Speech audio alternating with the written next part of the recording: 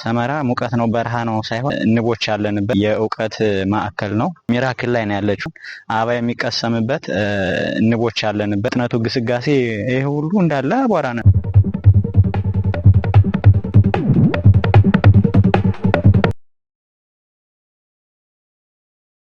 እንግዲህ ሰመራ ዩኒቨርሲቲ ስሙ ራሱ ውብ ነው። ከታችም ስናየው የሚባሉት ኦፖዚት ናቸው። ነገር ግን መጠን ስናያቸው ውብ ናቸው። ለኛ ድምቀቶች ናቸው።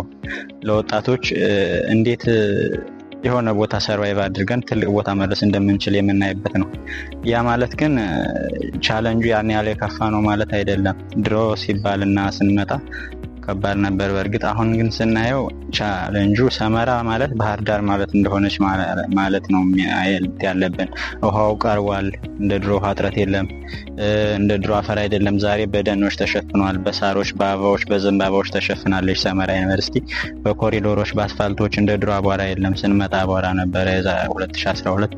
አሁን አስፋልቶች፣ ውሃዎች እንዳለ በየሰፈሩ እንዳለ። ስንመጣ ሽንት ቤት የጋራ ነበር ያለው። አሁን በየብሎኩ ሽንት ቤት ተዘጋጅቶ ሻወሩ እንዳለ በየብሎኩ እንደ ማንኛውም ስታንዳርዱን የጠበቀ ሌቨል 1 እንደሚባሉ ዩኒቨርሲቲዎችን ያህል ለመድረስ ያለው ሩጫ በጣም የተለየ ድምቀት ሆኗል እና ሰመራ ዩኒቨርሲቲ ኦፖርቹኒቲ የሚፈጥር እንጂ ቻሌንጅ የሚሆን አይደለም። ጆይን ማድረግ ትችላላችሁ። እንዲሁም ተጨማሪ ሰመራ ዩኒቨርሲቲ በመጀመሪያ አንዳንድ ዲፓርትመንቶች ያሉም ነበር። አሁን ግን ኢቪኒፍ ሜዲሲንን በመጨመር ልጆች ውድ የሆነውን የሰውን ሕይወት ማዳን የሚሆኑ ይችሉበትንና እነሱም ተስፋ የሚሆኑበትን ሜዲሲን ጆይን አድርገው እዚህ ዶክተር ነው መውጣት ይችላሉ። ሌሎች ሶሻል ሳይንሶችም ሁሉም በቢዝነስም ቢሆን በምንም ዘመኑን የዋጀ ዲፓርትመንቶች ያሉበትና ቤተሰብን የሚያኮራ ለነገም ህልምን የሚያሳካ በት ዲፓርትመንቶች የተሟሉት ስለሆነ እንዲሁም ህግ ትምህርትም በዚሁ ይገኛል። ሁሉንም ነገር የተሟላ ዩኒቨርሲቲ ነው። ምርጥ የእውቀት ማዕከል ነው።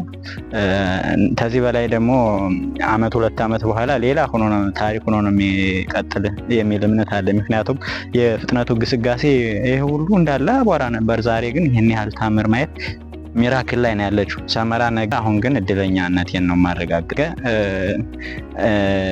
የኔም ቀጣይ ትውልድ እዚህ ቢማር ደስተኛ ነኝ፣ ለሌሎች ማለት ነው። እና ሰመራ ዩኒቨርሲቲ በመንጣቴ ድሮ በጣም ሙቀቱን ሳይ ምናምን እንትን ነበረ። አሁን ግን እድለኛነቴን ነው ማረጋገጥ። አመሰግናለሁ።